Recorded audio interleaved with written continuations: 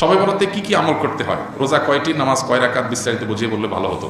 এখনো পর্যন্ত এই মাসালা জানে না এমন মানুষ আছে কিনা দেশে খুব বেশি আমার জানা নাই। দীর্ঘদিন থেকে ওলামা ইকরাম অ্যাওয়ারনেস করছেন, সতর্ক করছেন।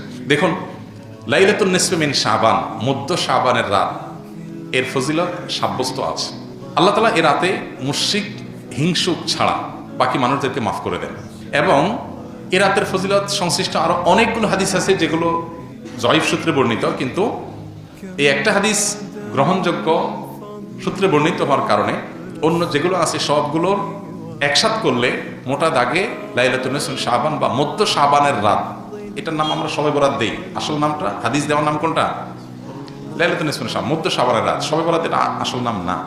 তো এই মধ্য শাবানের রাতের ফজিলত সাব্যস্ত হয়, কিন্তু এটাকে আমরা যেভাবে যারা পালন করি তারা যেভাবে ঘটা করে করি, যেমন সারা জেগে ইবাদত করা আল্লাহর ক্ষমা লাভের জন্য বা মাগফিরাত লাভের জন্য, যাতে মাগফিরাত হয়, গুনাহের ক্ষমা হয়, সেটা আপনি চেষ্টা করছেন। এটা আপনার ব্যক্তিগত অ্যাপ্রোচ থেকে আপনি করলেন।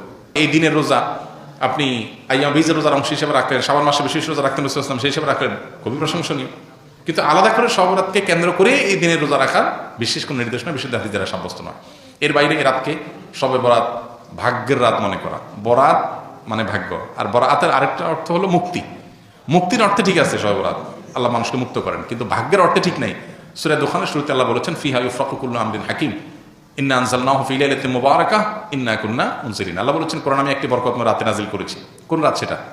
ওই যে ইন্না আনজালনাহু ফি লাইলাতিল কদর। আরেক জায়গায় আল্লাহ বলেছেন, কোরআন আয়াতের ব্যাখ্যা করে আল্লাহ বলেছেন, ফিহা ইউফরাকু কুল্লু আমরিন হাকিম, যে রাতে কোরআন নাজিল হয়েছে সে আয়াতের সে রাতে গুরুত্বপূর্ণ সব বিষয় ধার্য করা হয়। তার মানে লাইলাতুল কদরে গুরুত্বপূর্ণ বিষয়গুলো ধার্য করা হয়। অতএব সব রাতে ভাগ্য নির্ধারণ করা হয়, এটি বিশুদ্ধ মত না।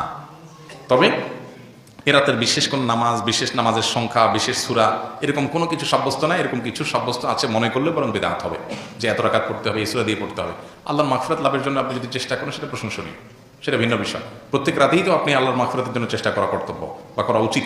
আল্লাহ তাআলা প্রতি রাতেই ভোর রাতে মানুষকে ডেকে ডেকে ক্ষমা আহ্বান করেন। এই জন্য শবে বরাতকে ঘিরে রাতের বিশেষ নামাজ, বিশেষ পদ্ধতির নামাজ নাই। তবে এ রাতে ক্ষমার বিষয়টা সুসাব্যস্ত, ক্ষমা লাভের চেষ্টা করা এটা গ্রহণযোগ্য।